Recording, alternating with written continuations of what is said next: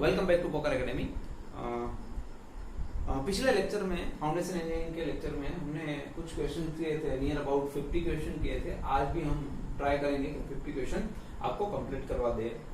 और रही बात आपसे क्या उम्मीदें हो सकती है मेरी, तो यही होती है आप लाइक करें, शेयर करें और सब्सक्राइब करें कि जिस तरह से आपको ये वीडियोस काम आ रही है तो आपको फ्रेंड्स को भी वो काम आ ही जाएगी। तो let's start with the question, that is when a state of equilibrium is reached under the loading और say the footing। अब देखिए इक्विलिब्रियम कब होगा, हम डिजाइन किस लिए करते हैं। पहली बात तो लोड जो होगा उनको रेजिस्ट करने के लिए, ठीक है। तो अब बात करते हैं रेजिस्टेंस। तो ठीक है, तो रेजिस्टेंस जब डिजाइन करते हैं तो लोड हम एज्यूम क्या करते हैं, ज्यादा या कम, तो मोर ही कम का हम काउंट करते हैं। तो जैसे जैसे इक्विलिब्रियम कब होगा दोनों का, लोड रेजिस्ट करने की कैपेसिटी और जो लोड आ रहा है दोनों सेम कब होंगे, जब आपका लोड कहीं ना कहीं इंक्रीज होता होगा। तो क्योंकि जब इनिशियल आपने लिया है तो लोड क्या एज्यूम किया है, आपने ज्यादा एज्यूम किया है, और फिर at the present condition load कम है, load is low compare to your design load. So equilibrium करने के लिए अगर कंडीशन पूछी है तो आपको क्या होना, आपका क्या होना चाहिए, footing will be, load on the footing is increases. Okay, तो answer is A. The next question is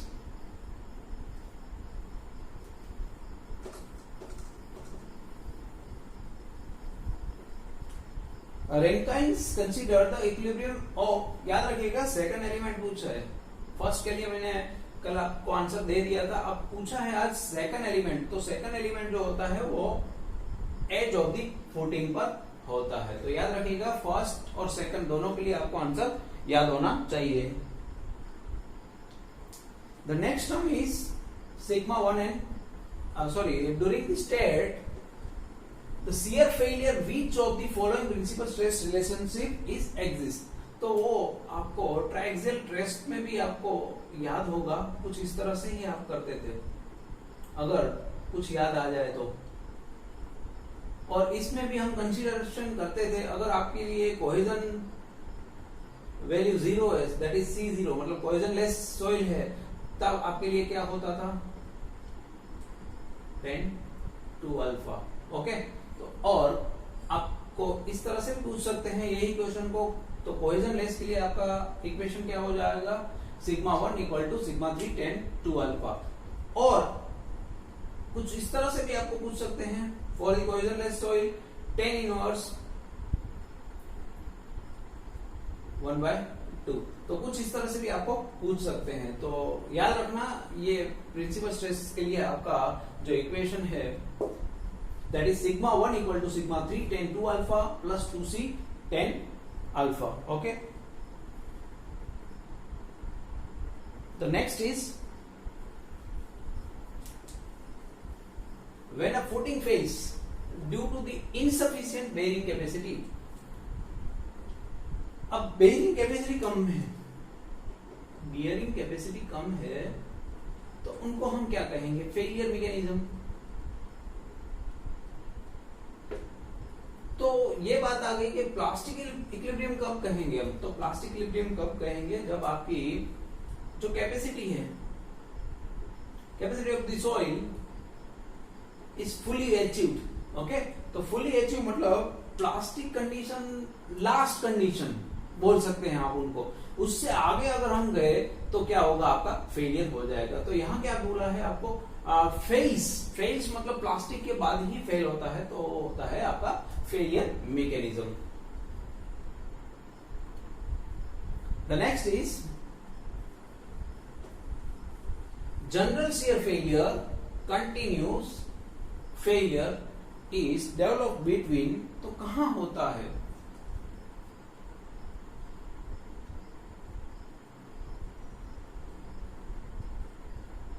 कुछ इस तरह से आपको याद होना चाहिए यहां हम बात करते थे bulking of sand,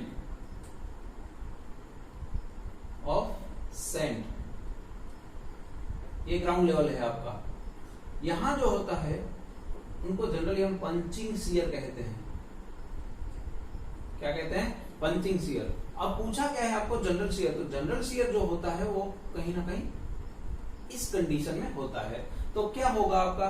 as of the footing and ground surface. तो आंसर होगा आपका जनरल शियर फेलियर के लिए B, edge of the footing to the and ground surface. The next question is the local shear failure is developed of plastic equilibrium। तो plastic fully होगा या partial होगा, यही आपका क्वेश्चन हो सकता है, फुल्ली या पार्शियल। तो आंसर होता है, जब आप लोकल शियर की बात करते हो तो आंसर होगा आपका पार्शियल। तो याद रखना, लोकल शियर के लिए आपका प्लास्टिक इक्विलिब्रियम होगा बट वो पार्शियल होगा, क्योंकि जनरली वो फेल होता है, सॉइल बेरिंग कैपेसिटी कम है उनकी, इसलिए उस पर्टिकुलर लोकेशन में ही फाउंडेशन के नीचे ही वो जनरली फेल हो जाता है। पंचिंग शियर में occur in loose sand with density less than, ये आपको याद करना ही होगा। पंचिंग शियर के लिए 35% 35 याद करना होगा for the loose sand with density less than 35। तो 35 से अगर कम है आपकी डेंसिटी तो पंचिंग शियर की कंडीशन आ जाती है, मतलब कि उनकी प्रोबेबिलिटी ज्यादा हो जाती है अगर लेस देन 35 डेंसिटी है आपकी तो।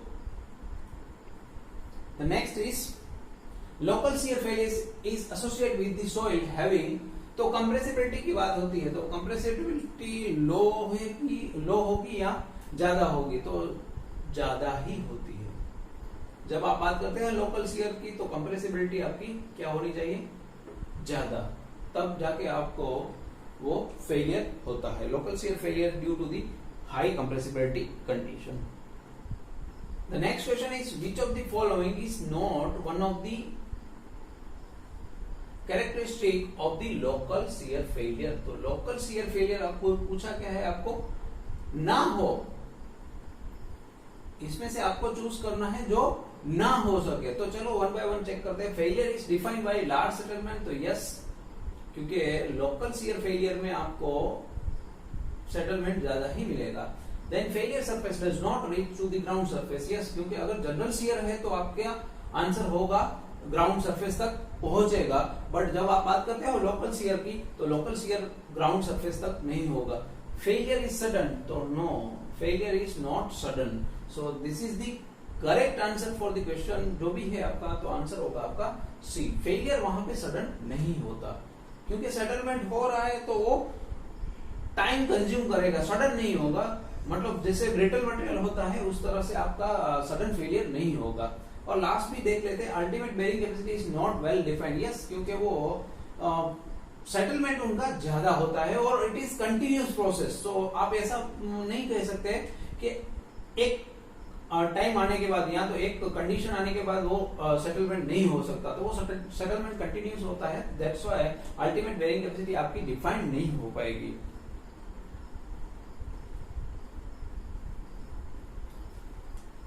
The next is local shear failure, the failure surface do not reach to the ground surface because, अब ground surface तक क्यों नहीं पहुंचती है? तो वो होता है compression of the soil under the footing. तो मैंने क्या बताया आपको, पहले ही ड्रॉ करके बताया है, यहीं पे ही लोकल शियर हो जाता है। तो अब क्या होगा, यहाँ पे जो सॉइल है वो उनको कंप्रेस कर देगी। ये जो फेलियर जनरल शियर में जिस तरह से आपको ये फेलियर पूरा मिलता है वो लोकल शियर फेलियर में नहीं मिलेगा, due to the compression of soil under that footing. Okay, the next is state of equilibrium is fully developed. देखो पहले बोला था आपको पार्शियल, तो लोकल शियर आपको याद करने के लिए बोला था मैंने।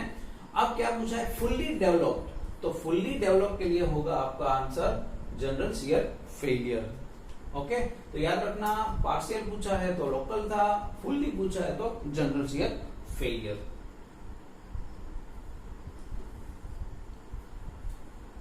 An analysis of the condition of complete bearing capacity failure is usually termed as चलो जनरल शियर फेलियर कहेंगे हम, तेजारकी एनालिसिस, बेरिंग फेलियर और ऑल ऑफ दी मेंशन। तो यहां बच्चे गलती कर देते हैं, ये एक मेथड है to find the bearing capacity, ये एक मेथड है to find the bearing capacity, but अगर जनरल शियर फेलियर है तब ही आपको ये पूरा ग्राफ आपको कंप्लीट मिलेगा। ओके, तो ये आपको लोड वर्सेस सेटलमेंट का ग्राफ आपको मिलेगा इस तरह से, in the case of general shear only. Okay, तो आंसर होगा आपका ए।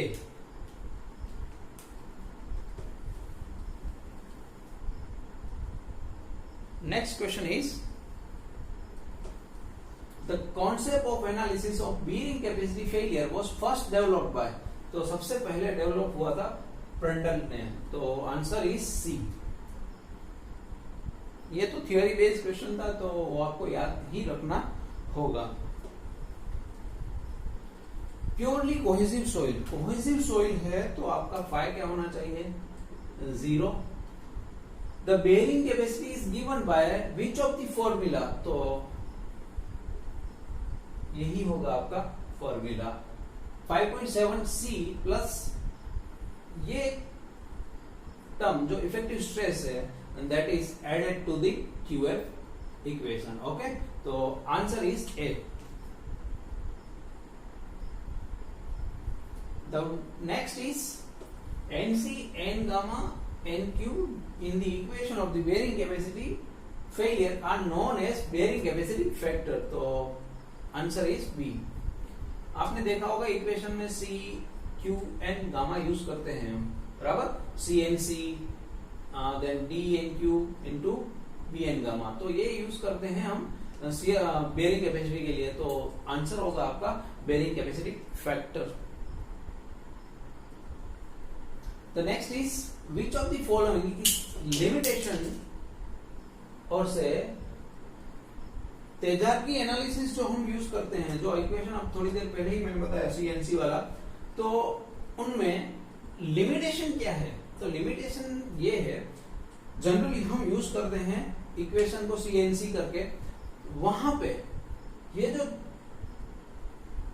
सोइल जो है वो चेंज होती है फाई के अनुसार, तो फाई उनका चेंज होता है, और generally you have to consider 45 प्लस 5/2 एक्चुअली, बट हम वो कंसीडर नहीं करते in the all case. So in the strip condition यही आपकी लिमिटेशन हो जाएगी। The phi change is when the soil is compressed and strip footing has rough base, and that is limitation of the your Terzaghi analysis, that is you have to remember. The next is according to assumption in तेजारकी analysis, most of the theory में आपका analysis जो होगा वो assumption based होगा, तो वो assumption कौन सी थे तेजारकी एनालिसिस में, तो एक था homogeneous, second is isotropic. Most of the soil analysis is based on the homogeneous and isotropic. तो क्वेश्चन जो भी है answer is same. The next,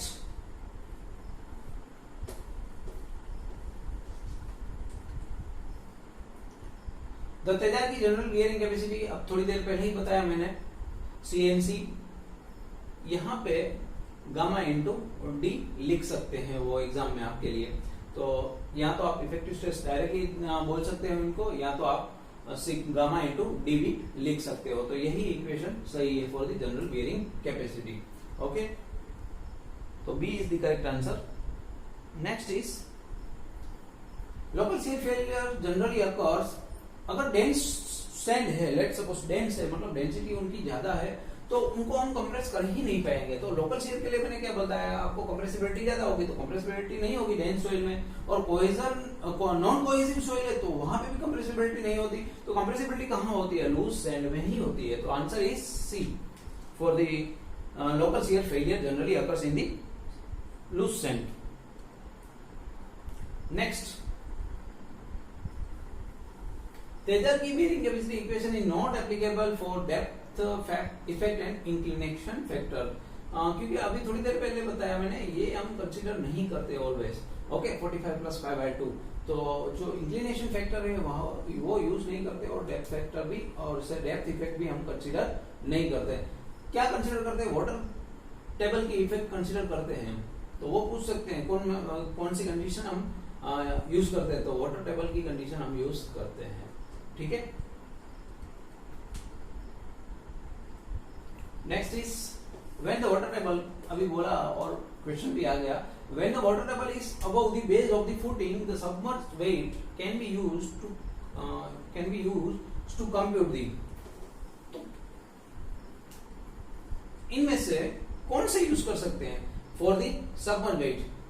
देखो पहले क्या बताया वो याद रख लीजिएगा। Above the base of the footing मतलब यहां से ऊपर है कहीं पे वाटर टेबल आपका, तो हम वो तो फाइनल है कि सबमर्ज्ड वेट ही होगा। तो कहाँ यूज करते हैं? इफेक्टिव प्रेशर में और स्ट्रक्चर दोनों में हम क्या करेंगे? सबमर्ज्ड वेट ही काउंट करेंगे। तो आंसर इज ए। अगर नीचे होता वाटर टेबल तो क्या करेंगे हम?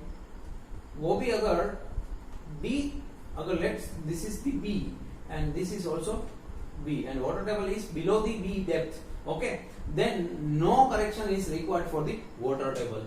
वो भी आप याद रख लीजिएगा।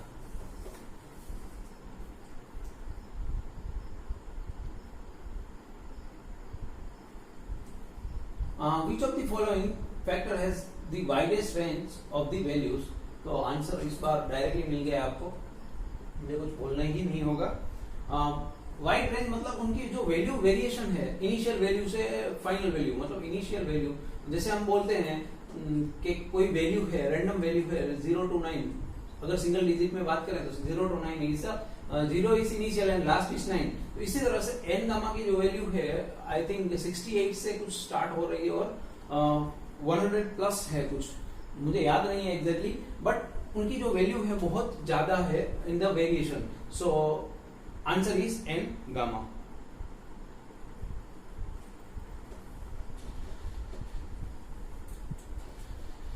तो कौन सा पैरामीटर है जो हम क्यूएफ में काउंट नहीं करते? N gamma. Next is that is the N gamma. याद रखना कौन सा कंटेंट है एनसी, एन गामा और एन क्यू जो हम क्यूएफ में क्यूएफ कैलकुलेशन में कंसीडर नहीं करते, तो वो होगा आपका एन गामा। चलो, तो which of the following has been recommended by the Indian standard to find the reduction factor in the water table? कौन सा इक्वेशन है? पहली बात 0.5 आपका मल्टीप्लिकेशन में होना चाहिए, तो उसमें से आप देख लीजिए एक ही इक्वेशन आपका सही बैठ रहा है, तो यहां से आपका आंसर मिल जाएगा ए। इक्वेशन याद कर लीजिएगा 0.5 1 plus ZW2, ये आपका वाटर टेबल कितना डाउन है या तो अप है। Let this is your ground surface, तो इनको हम बोल सकते हैं ZW2, ओके, और ये है आपकी विड्थ। तो कुछ इस तरह से आपको फाइंड करना होता है, और यहाँ पे एक वैल्यू और भी पूछ सकते हैं, maximum value of RW it is 0.5 only, okay, इससे ज्यादा कभी नहीं हो सकती। मतलब आप मिनिमम वैल्यू बोल सकते हैं, इनको मैक्सिमम नहीं बोल सकते, आप मिनिमम वैल्यू, मैक्सिमम अगर पूछते हैं आपको तो वो हो गया आपकी 1, तो minimum is 0.5 and maximum is 1, okay. Now the next is according to IAS there are following types of the failure. Failure 3 type के होते हैं, अभी थोड़ी देर पहले बात की थी मैंने, local, general and punching shear, okay. तो 3 टाइप के होते हैं। The next question is the bearing capacity equation for the strip footing as given IAS standard can be modified on the basis of अच्छा, तो क्या बताया है स्ट्रिप में, आप याद रखिएगा 1.3 1.4 याद हो तो आप एज पर द फुटिंग का जो शेप है उसके कंसीडरेशन में आप लेते थे, ओके। मुझे भी याद नहीं है एग्जैक्ट इक्वेशन, बट आपको इक्वेशन से मतलब नहीं है, बट वहां जो वेरिएशन होता था 0.3, 0.4, 0.3, 0.4 एंड 0.5 का, तो वो किस हिसाब से होता है? Shape of the footing. तो आंसर होगा आपका शेप ऑफ द फुटिंग।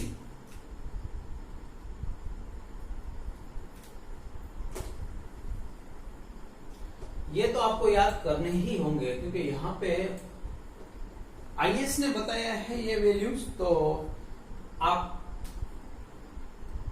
को भी याद करने होंगे। The value of S C X Q and S gamma respectively 1.3, 1.2 and 0.0, 1.3, 1.2, 1.6. Okay, that is you have to remember for the step factor of SC, SQ and S gamma. ये क्या है actually? जो IS method है, जैसे हम तेजारगी में क्या करते थे, CNC, N गामा, NQ लेते थे, इसी तरह से IS मेथड जो है to find the bearing capacity of the soil, SC, SQ and S gamma हम लेते हैं।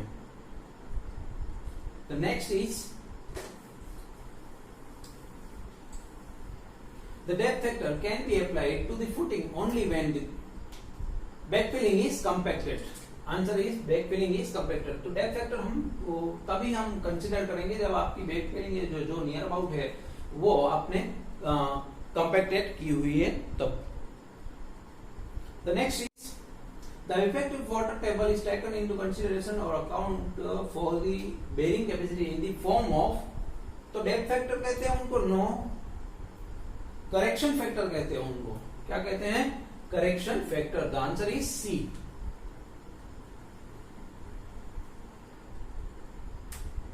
The water table is located at the depth D when the value of W is taken. W means आपका correction factor जो है वो किस तरह से कितना लेना है। Water table is located at the depth D.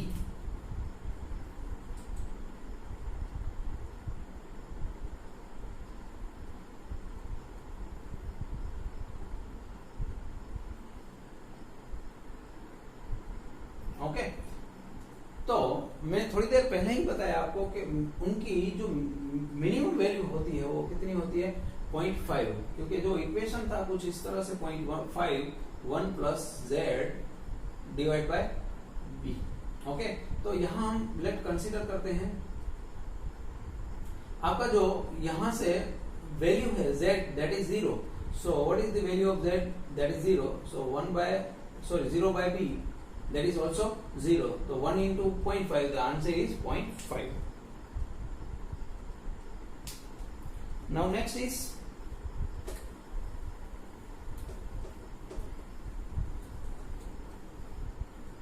for cohesionless soil having Z equal to 0, Indian Standard Code recommends that the bearing capacity can be calculated based on the relative density, the standard penetration, resistance values, cone penetration. Yes, all of the above, but the condition is only C equal to 0, cohesionless soil. Okay, अगर C 0 है तब ही आप ये test use कर सकते हैं, that is relative density, the SPD हम कहते हैं, एन वैल्यू जो हम बात करते हैं, SPD value, static cone penetration test and that all of the above. The answer is D.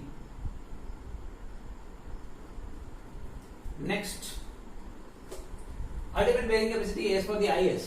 Okay, थोड़ी देर पहले ही बताया मैंने आपको कि एन वहां पे हम यूज करते हैं कुछ इस तरह से, एनसी के साथ SC, DC. DC is the correction factor for depth, SC is the correction factor, I is the correction factor, IC मतलब जो भी है करेक्शन फैक्टर होते हैं यूज करते हैं, and the answer is B, Q into N F, that is equal to C NC SC DC into IC. Okay,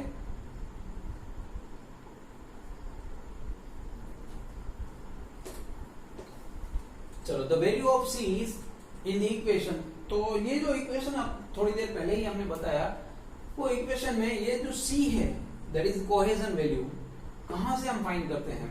तो C value always you have to find from the unconfined compressive strength. तो answer is A. The value of factor of safety used finding the safe bearing capacity, तो general case में आप बता सकते हो इनका answer 2.5 है, but not in the all case, क्योंकि जनरली हम बेयरिंग कैपेसिटी के लिए कभी कभी 2 लेकर 3 तक भी हम जा सकते हैं। तो जनरल कंसिडरेशन 2.5 की होती है, बट अगर आपके पास अवेलेबल नहीं है आंसर 2.5 तो आप 2 या 3 चूज कर सकते हो। The next is vertical downward movement of the base of the structure is known as settlement, penetration resistance और shear failure। तो जब आप डाउनवर्ड जा रहे हो तो क्या कहेंगे उनको? Settlement only. Okay. The next is the rate of differential settlement। तो differential settlement मतलब क्या होगा आपका?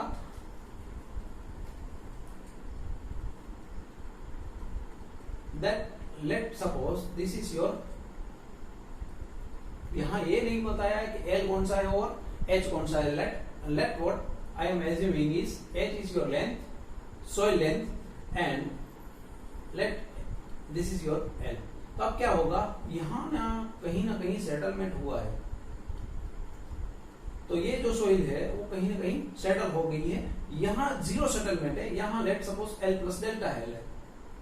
ओके, तो delta L divide by H जो होगा वही आपका क्या होगा? सेटलमेंट, डिफरेंशियल सेटलमेंट हम कहते हैं। मतलब जो भी सेटलमेंट हुआ divide by its length, that is known as the differential settlement। वो आपको पूछने के टाइम बताएंगे L कौन सा है और H कौन सा है, क्योंकि ये नहीं तो दोनों आंसर आपके लिए सही होते हैं।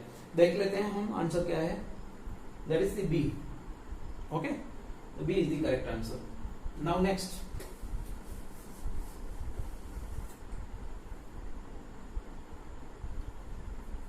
the immediate settlement can be computed from the following theory.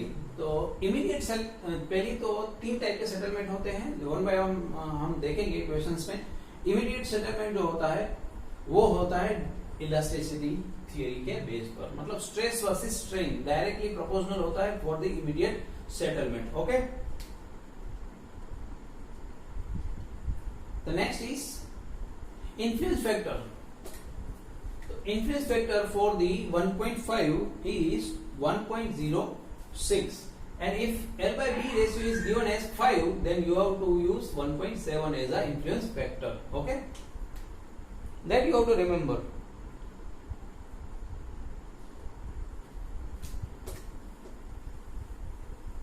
The design of rigid rectangular combined footing consists in determining the pressure distribution, location of the center of gravity of column, shear force, shear bearing capacity। तो पिछले lecture में हम बात की थी combined footing है तो कहीं ना कहीं location of the center of gravity of column आ ही जाएगा। तो आंसर इज बी। पिछले लेक्चर में इनकी बात की थी हमने थोड़ी बहुत। Next is if the maximum settlement of 50 mm is permitted for a raft footing or say raft, the differential settlement must not be less than not be greater than 10 mm। तो याद रखना ये भी एक चीज, 10 mm से ज्यादा settlement differential settlement नहीं होना चाहिए। डिफरेंशियल सेटलमेंट मतलब ये अगर बेस है, फिर से मैं बता रहा हूँ, ये अगर बेस है तो सेटलमेंट होने के बाद ये पूरा अगर आ रहा है तो 50 mm तक आपको सेटल होने के लिए अलाउड है। 50 mm settlement is allowed, but if it is look like this, let it is 20 mm and it is 50 mm, then it is not allowed, but because the difference between two is 30 mm, okay, so it is not allowed। ready? Next, the net ultimate bearing capacity of the raft may be determined by the Skempton's equation और तेजारकी equation. तो तेजारकी या तो स्कैम्पटन equation आप use कर सकते हो for the bearing capacity of the soil. Okay,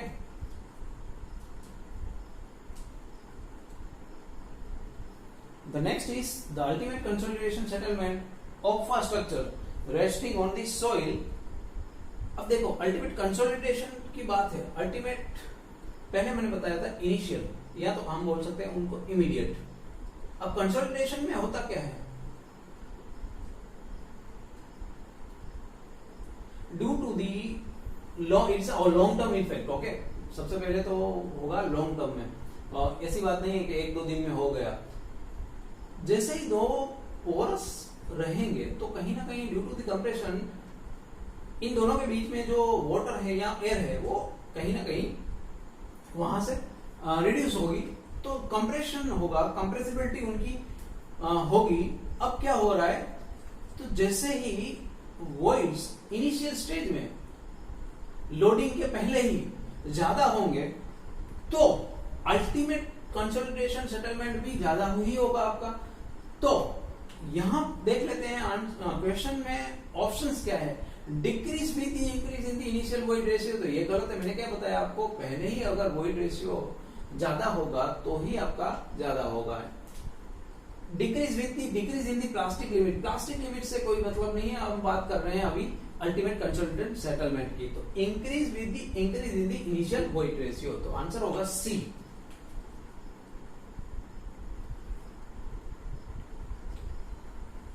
तो ये थे आज के क्वेश्चन। आई होप कि आपको समझ में आए होंगे, और अगर ऐसे ही लेक्चर चाहिए तो प्लीज लाइक और शेयर करना मत भूलिएगा अपने फ्रेंड्स के साथ। और बहुत जल्द आपके लिए डीएसएस और जो बहुत रिक्वायर्ड है वो रिपेयर एंड रिहेबिलिटेशन के लेक्चर भी बहुत जल्द, मतलब हो सके तो कल ही मैं अपलोड कर दूंगा।